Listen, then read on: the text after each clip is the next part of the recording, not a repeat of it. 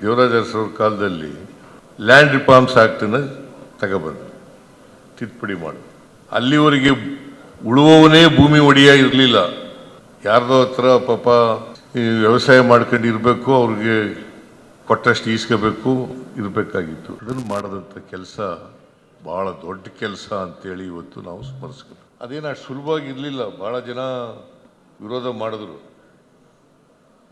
ಆ ವಿರೋಧದ ನಡುವೆಯೂ ಕೂಡ ಲ್ಯಾಂಡ್ ರಿಫಾರ್ಮ್ಸ್ ಆಕ್ಟನ್ನು, ಭೂ ಸುಧಾರಣೆ ಕಾಯ್ದೆಯನ್ನು ಜಾರಿಗೆ ತಗೊಬರೋದು ಇದೆಯಲ್ಲ, ಅದನ್ನು ಜಾರಿ ಮಾಡೋದು ಇದೆಯಲ್ಲ, ಅದು ಉಳುವವನಿಗೆ ಭೂಮಿ ಕೊಡೋದು ಇದೆಯಲ್ಲ, ಅವ್ರನ್ನ ಮಾಲೀಕರನ್ನಾಗಿ ಮಾಡೋದು ಇದೆಯಲ್ಲ, ಅದು ಸುಲಭದ ಕೆಲಸ ಅಲ್ಲ. ಅದನ್ನು ಮಾಡಿದ್ರು. ಈ ಹಿಂದುಳಿದವರಿಗೆ ಉದ್ಯೋಗದಲ್ಲಿ ಮತ್ತು ಶಿಕ್ಷಣ ಸಂಸ್ಥೆಗಳಲ್ಲಿ ಮೀಸಲಾತಿ ಸಿಗಬೇಕಲ್ಲ. ಈ ಮೀಸಲಾತಿಯನ್ನು ಹಾವನೂರು ಆಯೋಗವನ್ನು ರಚನೆ ಮಾಡಿ ಆ ರಿಪೋರ್ಟನ್ನು ತಗೊಂಡು ಜಾರಿ ಮಾಡಿದ್ವಿ. ಭಾಳ ಅದಕ್ಕೂ ವಿರೋಧ ಇತ್ತು. ಜಾರಿ ಮಾಡಿದ್ರಲ್ಲ, ನಾವು ಮೆಚ್ಚಲೇಬೇಕಾದಂಥ ಕೆಲಸ ಅಂತಕ್ಕಂಥ ಮಾತುಗಳನ್ನು ಹೇಳಲಿಕ್ಕಿಲ್ಲ. ಆಮೇಲೆ ಯಾರು ಧ್ವನಿ ಇಲ್ಲ, ರಾಜಕೀಯ ಜಾಗೃತಿ ಇಲ್ಲ, ಆ ಜನರಿಗೆ ವಿಧಾನಸೌಧಕ್ಕೆ ಬರಲಿಕ್ಕೆ ಅವಕಾಶ ಮಾಡಬೇಕು. ಇದು ಒಂದು ಪ್ರಾತಿನಿಧಿಕ ಸಭೆ ಆಗಬೇಕು. ವಿಧಾನಸೌಧ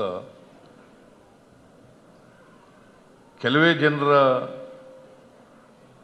ಪ್ರಾತಿನಿಧಿಕ ಸಭೆ ಆಗಬಾರ್ದು, ಎಲ್ಲ ಜನರ ಪ್ರಾತಿನಿಧಿಕ ಸಭೆ ಆಗಬೇಕು. ಅದಕ್ಕೋಸ್ಕರ ಮೀಸಲಾತಿ ಇಲ್ಲ. ದಲಿತರಿಗೆ ಮಾತ್ರ ಮೀಸಲಾತಿ ಇರ್ತಕ್ಕಂಥದ್ದು, ರಾಜಕೀಯ ಮೀಸಲಾತಿ. ಹಿಂದುಳಿದವರದವರಿಗೆ ಅಸೆಂಬ್ಲಿನಲ್ಲಿ, ಪಾರ್ಲಿಮೆಂಟ್ನಲ್ಲಿ ಮೀಸಲಾತಿ ಇಲ್ಲ. ಅದನ್ನು ಉದ್ಯೋಗದಲ್ಲಿ ಮತ್ತು ಶಿಕ್ಷಣದಲ್ಲಿ ಮತ್ತು ರಾಜಕೀಯವಾಗಿ ಮೀಸಲಾತಿ ಇಲ್ಲದೋದ್ರೂ ಕೂಡ ಅವ್ರನ್ನೆಲ್ಲ ಪಾಪ ವಿಧಾನಸಭೆಗೆ ಸದಸ್ಯರನ್ನಾಗಿ ಮಾಡಿ, ನಾಮಿನೇಷನ್ ಮಾಡಿ, ಅವ್ರಿಗೆಲ್ಲ ಧ್ವನಿ ಕೊಡ್ತಕ್ಕಂಥ ಕೆಲಸವನ್ನು ಮಾಡೋದು. ಇನ್ನು ದೇವರಾಜ ಅರಸರವರನ್ನು ಯಾಕೆ ನೆನಕತೀವಿ ಅಂತಂದರೆ ಈ ಕಾರಣಕ್ಕೋಸ್ಕರ. ಮಲಾವರ ಪದ್ಧತಿ ಒಂದು ಸಾಮಾಜಿಕ ರೋಗ ಇತ್ತು ಸಮಾಜದಲ್ಲಿ.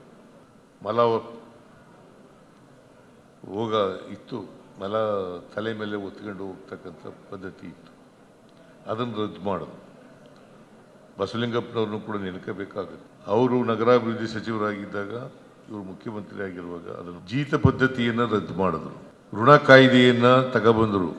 ಹೀಗೆ ಅನೇಕ, ಅದಕ್ಕೆ ದೇವರಾಜ ಅರಸರು ಇದ್ದಾಗ ಅವರ ಆಲೋಚನೆ, ಚಿಂತನೆಗಳು,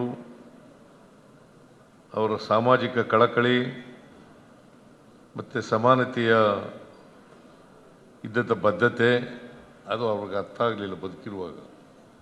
ಅದಕ್ಕೆ ಅವ್ರ ಮೇಲೆ ಒಂದು ಹೇಳ್ತಾ ಇದ್ರು, ನೋಡಪ್ಪ, ನಾನು ಇದ್ದರೆ ತಾನೇ ಇವೆಲ್ಲ ರಾಜಕೀಯ ಮಾಡಲಿಕ್ಕೆ ಸಾಧ್ಯ ಆಗುತ್ತೆ, ಇವೆಲ್ಲ ಕಾರ್ಯಕ್ರಮಗಳನ್ನು ಮಾಡಲಿಕ್ಕೆ ಸಾಧ್ಯ ಆಗುತ್ತೆ.